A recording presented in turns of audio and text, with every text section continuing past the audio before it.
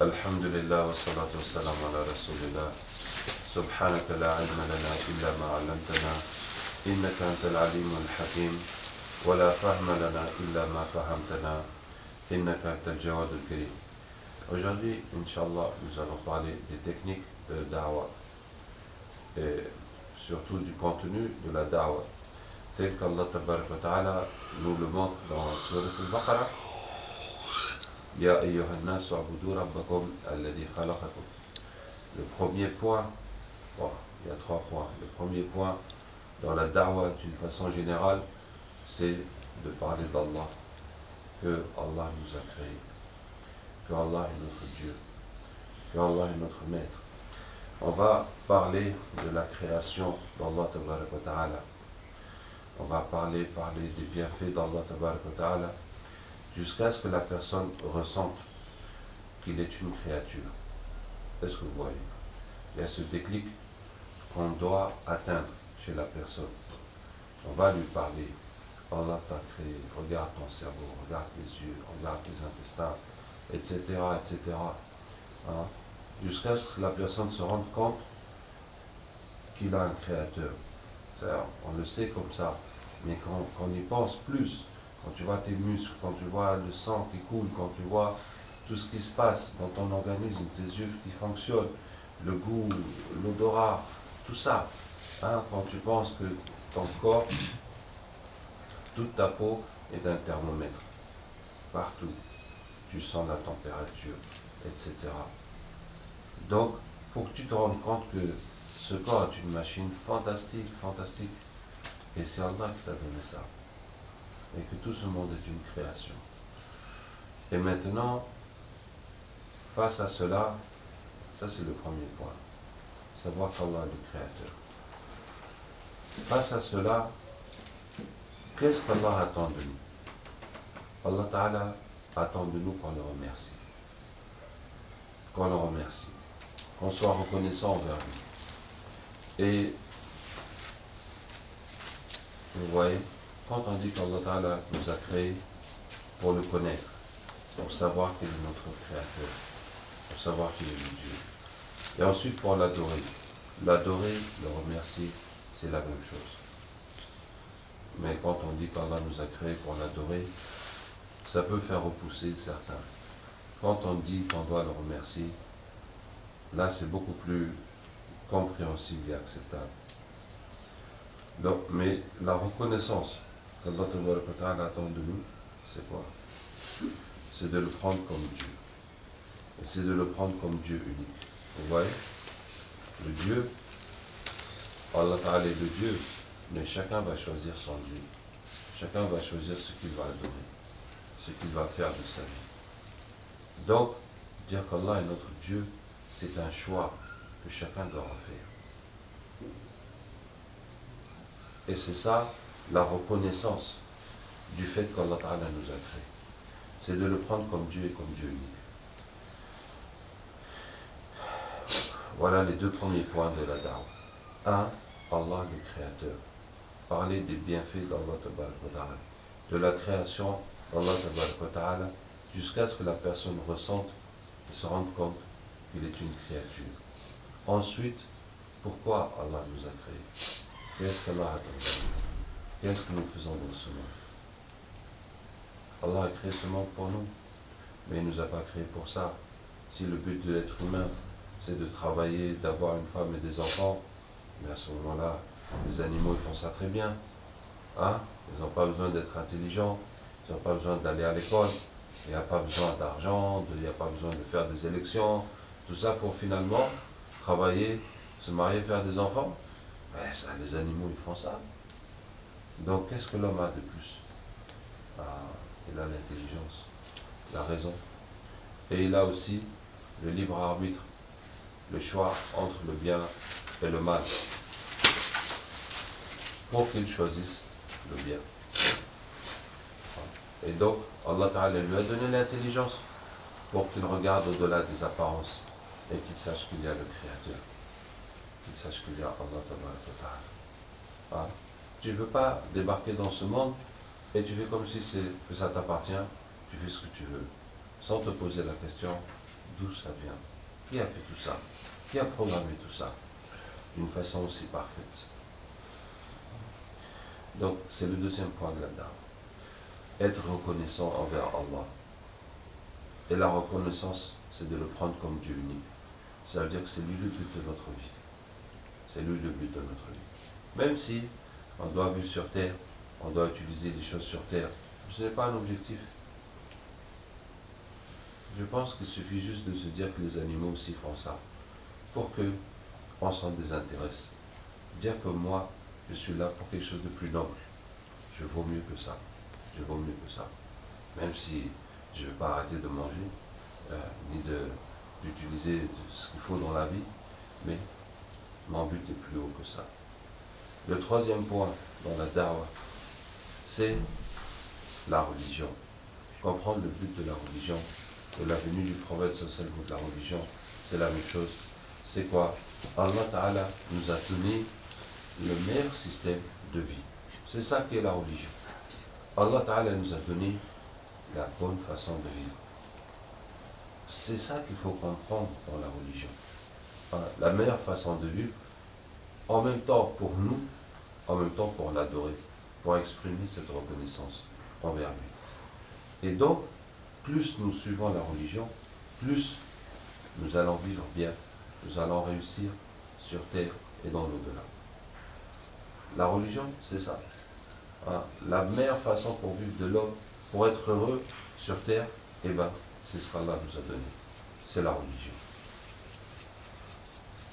Ce concept est très important parce que malheureusement, dans la tête de la plupart des musulmans, ils pensent que Allah nous a donné la religion pour gagner le paradis. Mais pour réussir sur terre, il faut qu'on se débrouille avec le matériel. Et donc on est tiraillé entre suivre la religion pour aller au paradis, ne pas aller en enfer. Et puis, pas trop suivre la religion, parce que sinon aussi, on ne va rien avoir dans ce monde. Donc pour qu'on se débrouille, pour qu'on puisse s'en sortir quand même dans cette vie, il y a certaines choses de la religion qu'on est obligé de laisser tomber. Même si Allah dit ça, mais quand même on est dans une société et on vit des difficultés, on est obligé de laisser chez soi. Donc on équilibre son dîn et sa dunya. On équilibre sa religion et ce bas monde en sacrifiant des petits bouts, entre guillemets, de la religion pour récupérer un petit peu la dunya. Bon, il y en a d'autres qui veulent récupérer beaucoup de dunya et qui sacrifient des gros bouts de la religion. Il y en a d'autres qui n'en ont rien à cirer de la religion, qui veulent que la dunya, donc ils laissent totalement la religion pour courir après la dunya. Et tout ça c'est faux, parce que même la dunya, c'est avec la religion qu'on va la gagner. Et plus on s'éloigne de la religion, moins on aura de bonheur et de réussite dans ce monde. Ce point est très important à comprendre dans la da'wah. Que ce qu'on explique aux gens, c'est pas de sacrifier leur vie. On ne vous demande pas de faire des sacrifices pour suivre la religion. On vous dit que la religion c'est pour votre bien. Et que si vous vous éloignez de la religion, vous aurez des problèmes. Vous aurez des problèmes dans ce monde et dans l'au-delà. Et donc, obéir à Allah, trouver le bonheur, c'est la même chose. Allah Ta'ala dit Man amila salihan min dhakarin aw untha wa huwa mu'min falanuhyiyannahu hayatan tayyiba. Quiconque fait le bien, homme ou femme en étant croyant, nous le ferons certainement vivre une bonne vie. Voici une équation claire et nette. La foi plus les bonnes actions égale la bonne vie. Donc si tu vois que ta vie n'est pas bonne comme tu le souhaites, ça veut dire que ta foi et tes bonnes actions ne sont pas bonnes comme Allah le veut. Et le moment que tu corriges ta foi et tes actions, la promesse d'Allah Ta'ala ne va pas manquer. Et ta vie sera bonne. Et voilà la solution. Et ça n'empêche que Allah a créé des causes. Si tu es malade, tu vas te soigner, etc. etc. Mais au-dessus de ces causes, c'est les causes spirituelles. C'est cette règle d'Allah Ta'ala. Allah a promis la bonne vie uniquement pour la foi et les bonnes actions. Il n'y a pas l'argent dedans, il n'y a pas la santé, il n'y a pas être d'une grande famille, il n'y a pas à avoir telle nationalité, il n'y a aucune autre condition dedans qui contribue même au bonheur. C'est uniquement la foi et les bonnes actions. Et plus tu auras de foi, et plus tu auras de bonnes actions, et bien plus tu auras de bonheur et de réussite dans ce monde et dans l'au-delà. Donc voilà le troisième point dans la da'wah. Savoir, le premier, savoir qu'Allah est le Créateur. Deuxièmement, prendre Allah Ta'ala comme Dieu, c'est ça qui est là, illallah. Et troisièmement, savoir qu'Allah nous a donné la religion pour le succès. Et donc, tout ce que nous a enseigné le prophète sallallahu alayhi wa sallam, à travers la révélation du Coran, au bien de la Sunna, c'est pour notre bien, c'est notre réussite qui est dedans. Voici le troisième point de la da'wah. Donc, vous voyez, c'est ce qu'Allah Ta'ala dit, Ya ayyuhan nas u'budu rabbakum, alladhi khalaqakum walladhina min qablikum la'allakum tattaqun. Aux gens, adorez votre Seigneur, votre Créateur, votre Bienfaiteur, qui vous a créé, vous et les gens avant vous, afin que vous soyez pieux. Alladhi ja'ala lakum al-arda firashan, qui vous a fait la terre comme berceau ou comme lit, wa sama'a bina'a, et le ciel comme construction, qui a descendu l'eau du ciel et qui a fait pousser les fruits. Et ensuite, si vous doutez de ce que nous avons révélé à notre serviteur, alors amenez une sourate pareille. Donc savoir qu'Allah est le Créateur, et c'est lui le Dieu qu'il faut adorer, et ensuite suivre le prophète sallallahu alayhi wa sallam. Maintenant, dans ces principes, dans ces trois points de da'wah, on va dans les cas particuliers. On va aller dans les cas particuliers pour chaque catégorie de gens, quelle façon adaptée de leur faire la da'wah. Alors, en ce qui concerne les jeunes, la chose sur laquelle il faut insister, c'est le but de sa vie. Quel est le but de notre vie? Quel est le but de notre vie? Effectivement, Allah Ta'ala nous en parle beaucoup dans le Coran. Mais pourquoi je dis les jeunes? Parce que les jeunes sont assoiffés d'idéal, sont assoiffés de valeurs absolues, de savoir qu'est-ce qui est le plus grand, le plus beau, le plus important dans la vie, comment réussir, comment être quelqu'un de super important, comment dépasser tout le monde, etc. Les jeunes ont ce rêve, les jeunes ont cette recherche.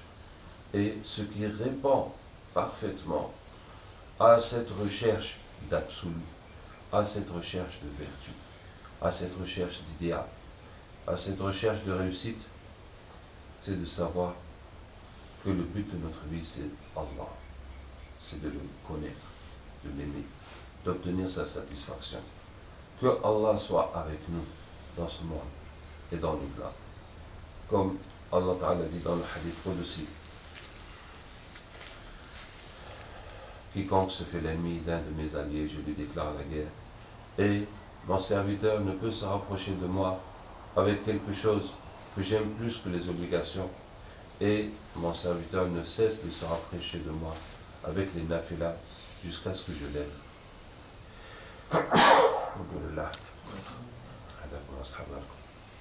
Et une fois que je l'aime, je deviens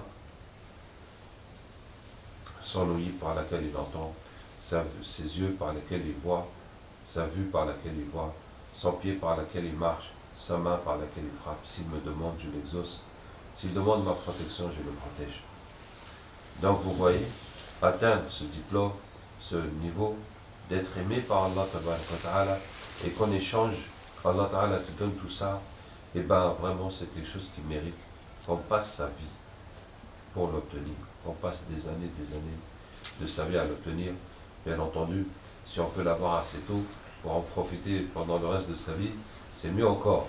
Mais même si on arrive à ça 2 minutes avant sa mort, et bien alhamdulillah, c'est bon. Mais si on peut vivre avec ça une grande partie de sa vie, mashallah, là c'est encore mieux. Qu'Allah Ta'ala nous aide. Donc, je vous disais que pour les jeunes, le déclic dans la da'wah, c'est de leur parler du but de notre vie. Quel est le but de ta vie? Et on va voir que tous les autres objectifs ne valent pas le coup. Quel autre objectif? Est-ce que c'est l'argent? C'est quoi? En tout cas, tout autre objectif ne mérite pas qu'on le prenne comme but d'enseignement. Masha'Allah.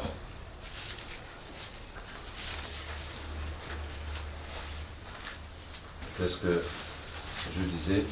Donc ensuite la da'wah pour chaque catégorie. Pour les jeunes, c'est l'objectif d'enseigner. L'autre truc qui est bien de parler avec les jeunes, c'est les aspects scientifiques du Coran et de la religion. C'est de parler de la science et de ce qui est scientifique dans le Coran. Alors ce n'est pas le sujet aujourd'hui, mais que ce soit dans le Coran, que ce soit dans le corps humain, quand on parle de comment Allah nous a créé, comment les choses sont faites.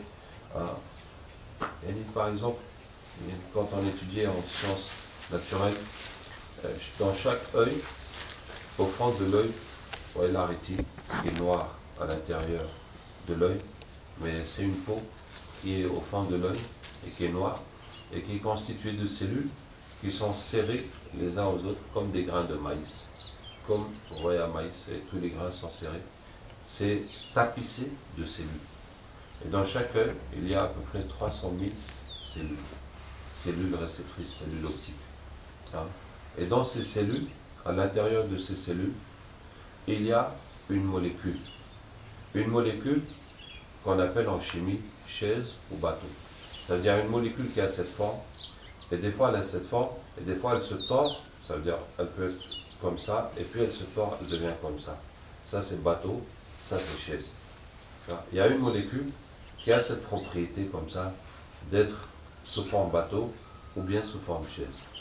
Et quand la lumière, le photon, l'unité de lumière frappe à travers l'œil, va jusqu'à l'intérieur de la cellule, et quand le photon frappe la molécule, excusez-moi, la molécule qui est bateau, et bien la molécule bateau devient chaise.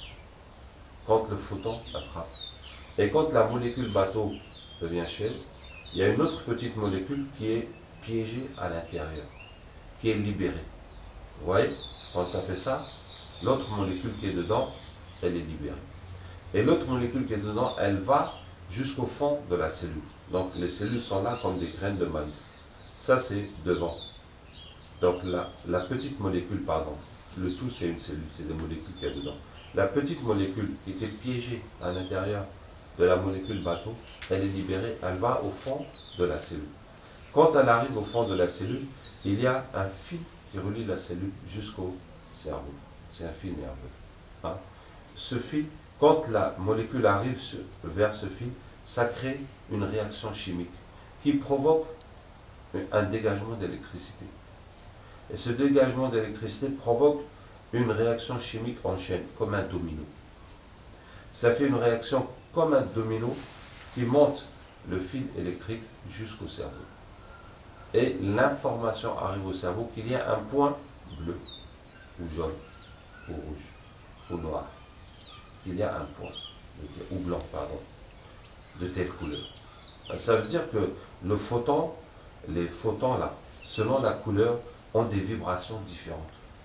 Et chaque cellule optique, chaque cellule, molécule, chaise ou bateau est sensible à un photon d'une couleur spécifique.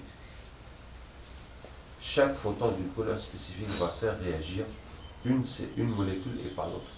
Et si la cellule du bleu reçoit le photon bleu, ça s'active. Autrement, ça ne s'active pas. Etc.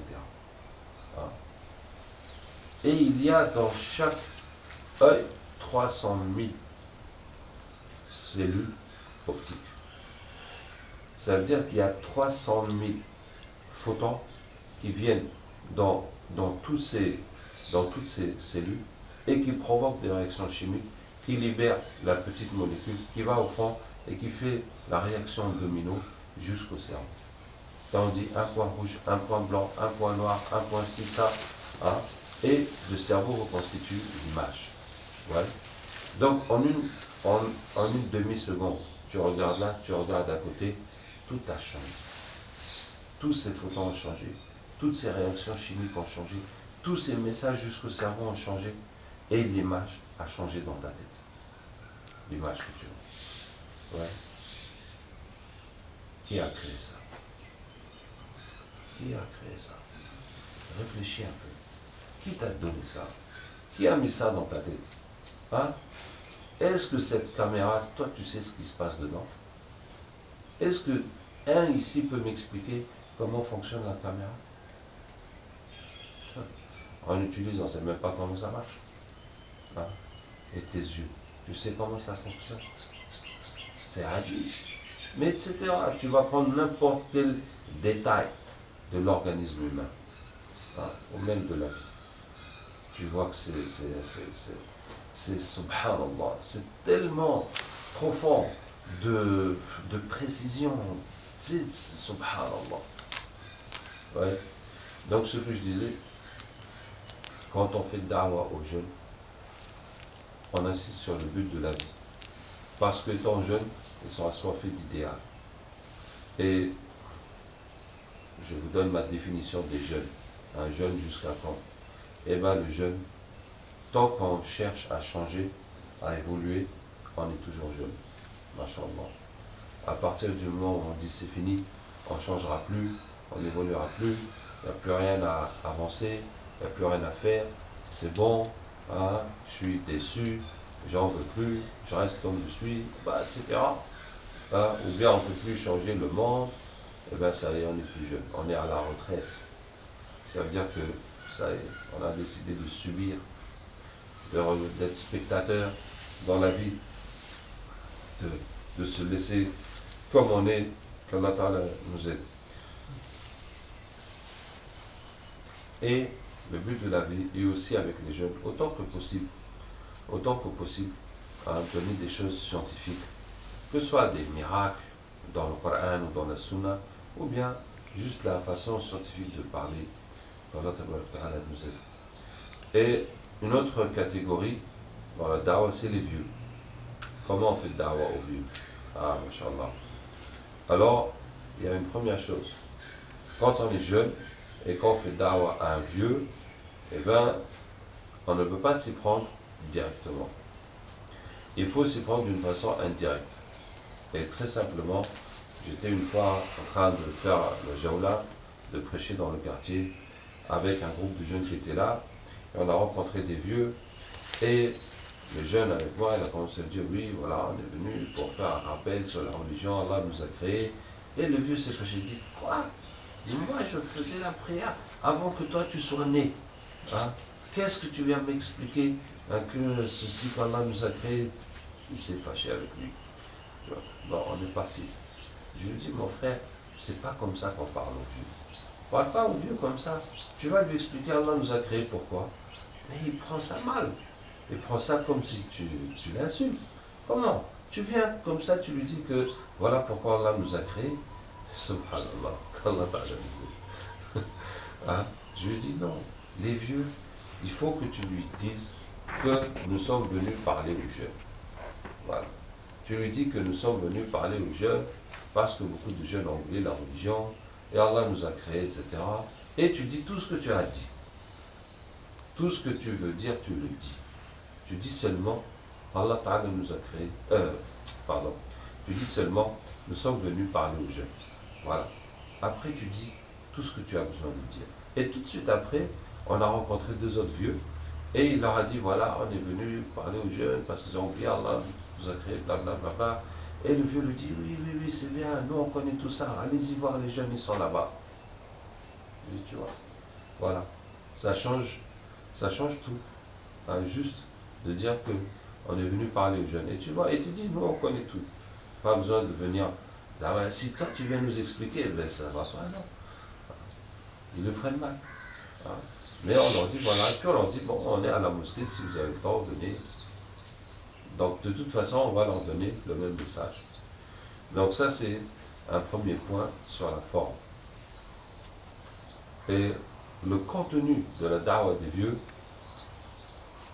il faut parler de la mort. Voilà pour les vieux. Pas besoin d'expliquer pourquoi Allah nous a créés, etc. il faut parler de la mort. On va bientôt mourir. On va bientôt mourir. Ah, est-ce qu'on est prêt? Qu'est-ce qu'on va prendre avec nous? Tout va rester derrière. L'argent, le travail, la retraite, la sécu, les papiers. Qu'est-ce que tu vas prendre avec toi? Tu vas rencontrer ton Seigneur. Qu'est-ce que tu as préparé? C'est ça. C'est cash. Est-ce que vous voyez? Alors que si un jeune, tu lui parles de la mort, c'est comme si tu lui dis d'oublier la vie. Tu vois?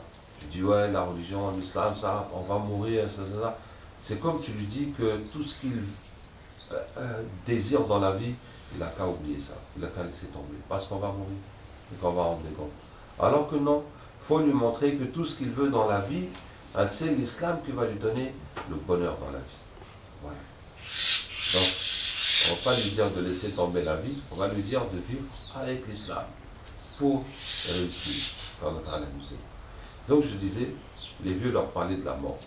Je me rappelle une fois, on était dans une mosquée, dans un foyer de célibataires, en tout cas de travailleurs, un foyer pour hommes, il n'y a pas de femmes, et un foyer collectif. Et dans ce foyer, il y avait une terrasse au milieu, parce que le foyer était construit autour. Et la mosquée était au sous-sol, et il y avait le café au rez-de-chaussée. Et on se faisait face, il y avait juste les vitres entre le café et puis la mosquée. Et toute la journée, la mosquée était vide. À peine quelques personnes qui viennent prier. Et toute la journée, le café, le bar, et plein de gens, ça bouillonne. C'était agile. Et j'étais avec un groupe qui était tous nouveaux. Arrivé le moment de la jawla, on est parti dans le café, dans le bar, faire la dawa. Et on a fait le tour des tables, table de domino, table de cartes, et les gens buvaient l'alcool, etc. Et c'était que des Arabes. On a fait le tour pour les prêcher un par un, et il y en avait qui arrêtaient pour écouter, et puis il y en avait qui criaient encore plus, qui jouaient encore plus, pour ne pas nous écouter. Subhanallah. Et quand je faisais ça, je me suis rappelé celle de Nuh alayhi salam, qui dit Inni da'awta qawmi laylan wa nahara. J'ai prêché mon peuple nuit et jour. Et plus je les prêche, plus ils s'enfuient. Hein? Et puis je les ai prêchés publiquement et secrètement. Et puis, chaque fois que je les prêche, وإني كلما دعوتهم لتغفر لهم جعلوا أصابعهم في آذانهم. Ils mettent leurs doigts dans leurs oreilles. Et après, Nuh alayhi salam leur explique avec les signes, et après ils se couvrent de leurs amis. Dans un autre tafsir, c'est que ils découvrent leur nudité pour qu'ils s'en aillent. La hawla wa la quwwata illa billah. Tu le prêches, tu te dis, hein, qu'est-ce que tu veux, voilà, bon. Comme ça, forcément tu vas partir, qu'est-ce que tu vas dire encore? Voilà, et ils se sont entêtés et ils étaient orgueilleux. Voilà. En tout cas, nous sommes très loin de le comparer à Nuh alayhi salam, 950 ans de da'wa, nuit et jour, etc. Mais ça m'a rappelé Nuh alayhi salam. Et quand on a fini, au moment de sortir, il y avait un vieux qui était arrêté, qui était assis, qui ne jouait pas, mais qui regardait le jeu et qui tenait un verre d'alcool. Hein. Et il m'a parlé, il m'a dit, toi tu as étudié la religion? Je dis, non, moi je suis étudiant, je ne sais plus si j'étais là. Ouais, je devais être à l'ENSA à ce moment-là. En tout cas, je suis étudiant, mais j'ai appris la religion comme ça. Et puis, il était un peu intéressé, tu vois, j'ai commencé à lui parler, et puis le patron, en tout cas le barman, a dit, là c'est bon, on vous a laissé travailler, vous aussi vous nous laissez travailler. Je lui dis, ouais, tu as raison. Je lui dis, viens, tu peux sortir avec nous, il est sorti avec nous. Et il m'a dit qu'il a 5 ou 6 enfants en Algérie, qui travaillent tous, qui font tous la prière. Et lui, il est là, retraité, tout seul, en train de boire l'alcool, tu vois. Et c'est venu dans mon cœur, je lui dis, écoute, est-ce que tu veux mourir comme ça, sans faire la prière, en train de boire l'alcool? Il m'a dit non. Je dis, si tu n'arrêtes pas de boire l'alcool, et que tu ne commences pas à faire la prière, tu vas mourir comme ça. c'est une évidence, n'est-ce pas? Mais c'est une évidence. Si tu n'arrêtes pas de boire l'alcool, et si tu ne commences pas à faire la prière, tu vas mourir comme ça. Mais quand je lui ai dit ça, son visage s'est retourné. À l'idée que je peux mourir comme ça, et donc c'est foutu pour moi. Hein, c'est foutu pour moi, pour l'éternité. Il y a tous les espoirs, je dis ouais, je vais me repentir, je vais machin, je suis quelqu'un de bien malgré tout, blablabla. Bla, bla, bla. Et si je meurs comme ça, c'est fini. Son visage a changé. Et on l'a pris avec nous, machallah. Et un vieux de la mosquée qui était avec nous, il l'a emmené se doucher parce qu'il n'habitait pas là-bas. Et puis il est venu, il a commencé à faire la prière. Il a commencé à prendre la Fatiha. Subhanallah. Un vieux de 67 ans. Vous voyez quelqu'un qui a passé plus de 50 ans de sa vie dans les péchés. Comment tout ça, ça s'est annulé, machallah, en quelques minutes de parole. Le travail du shaitan d'un demi-siècle. Tu es venu le casser, subhanallah, en 10 minutes. Est-ce que vous voyez combien shaitan déteste la da'wah? Tiens, un boulot de 50 ans. Tout détruit en 10 minutes. Bah, il faut dire qu'il y en a plein d'autres qu'on a prêché qui ne sont pas venus. Ce n'est pas tous les jours facile comme ça. Mais en tout cas, alhamdoulilah. Qu'est-ce que je disais? Donc pour les vieux, la stratégie, c'est de parler de la mort. Donc même si tu commences par dire que ouais, on vient voir les jeunes, etc., de toute façon, il faut parler de la mort.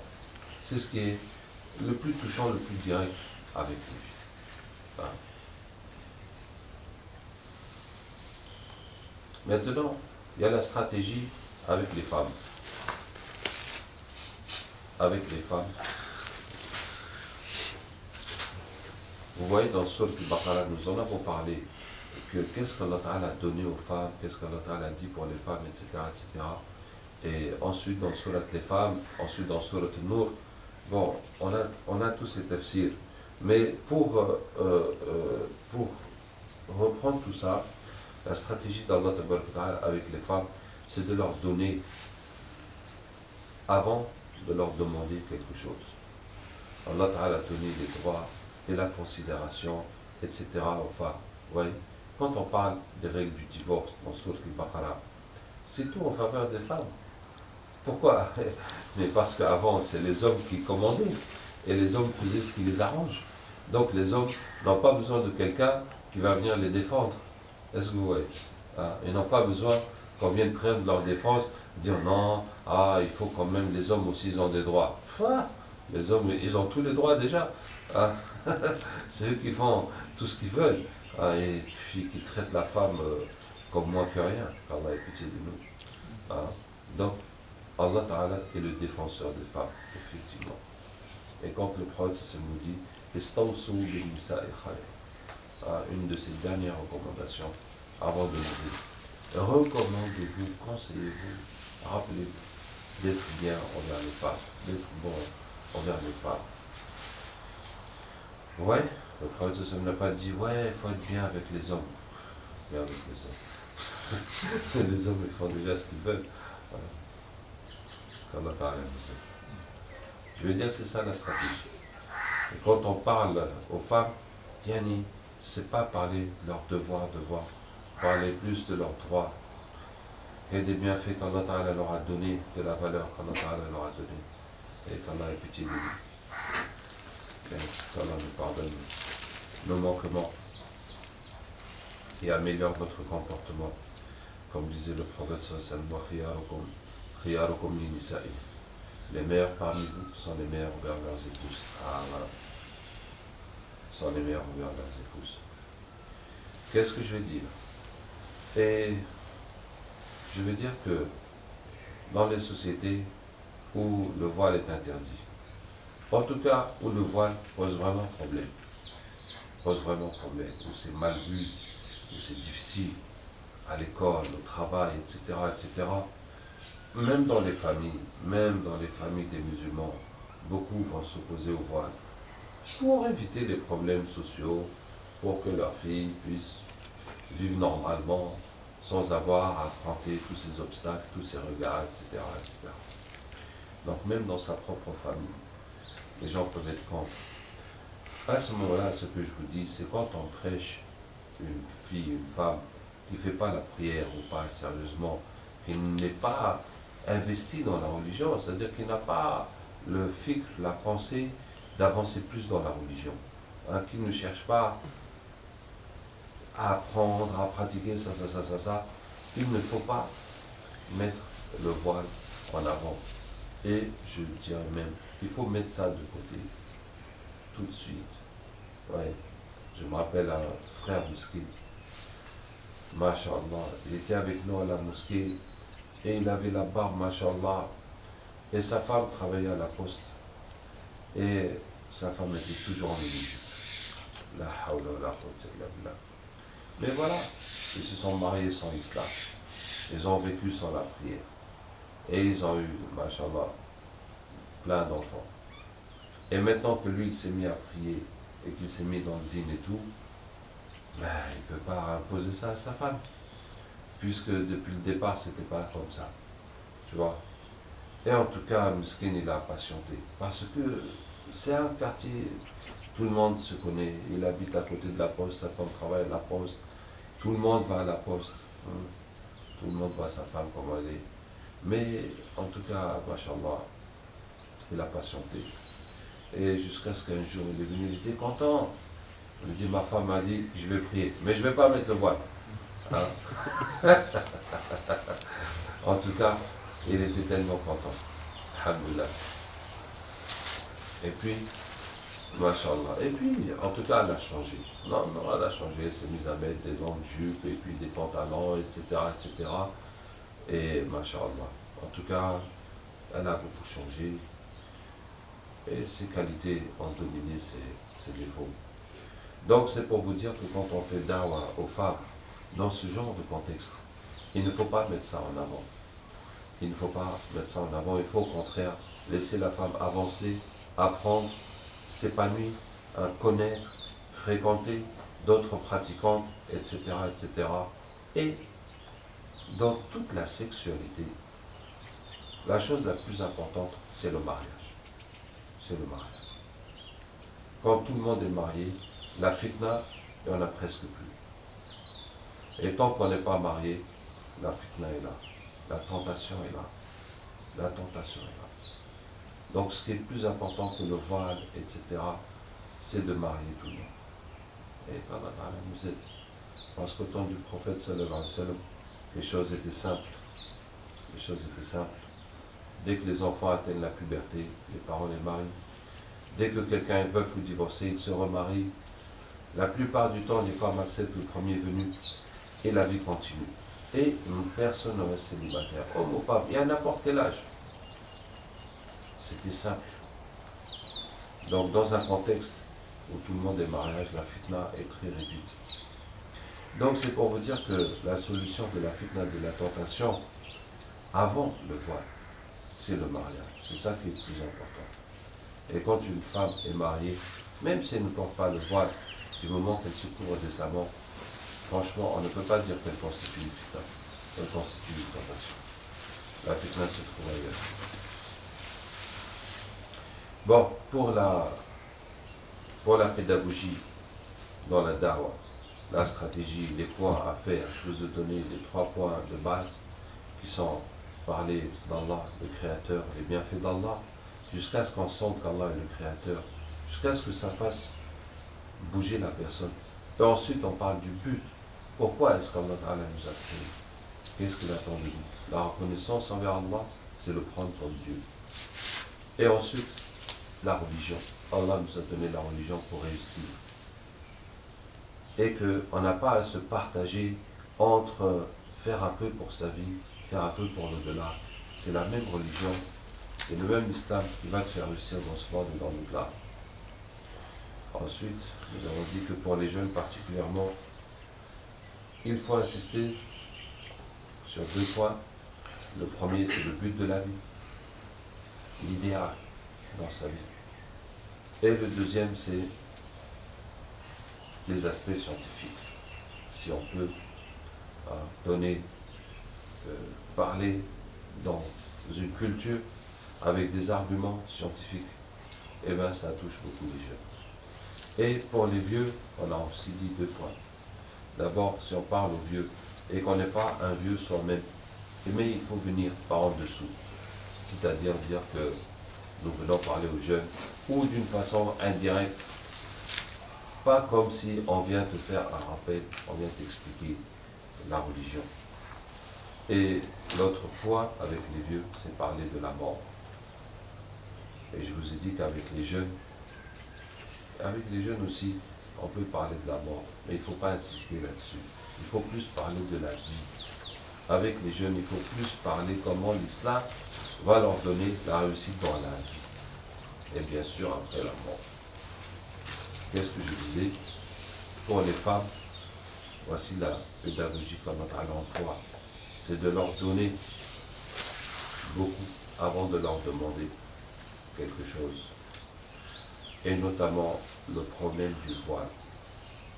Là où c'est difficile, il ne faut pas mettre ça en avant. Il faut laisser ça venir progressivement. Tiens d'ailleurs, puisqu'on n'est pas, quel est le but du voile? Bien sûr, c'est d'empêcher la fitna. Mais dans une société, par exemple, une société libérale, française, ou chrétienne, ou moderne, où les femmes s'habillent, masha'Allah, comme tout le monde sait, mais une fille qui couvre son corps et qui ne couvre pas sa tête, est-ce qu'elle constitue une fitna?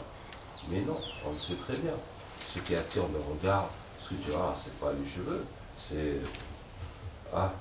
les mini-jupes, les décolletés, etc., etc. Donc si une fille couvre son corps, elle ne constitue pas une fitna. Est-ce que vous voyez?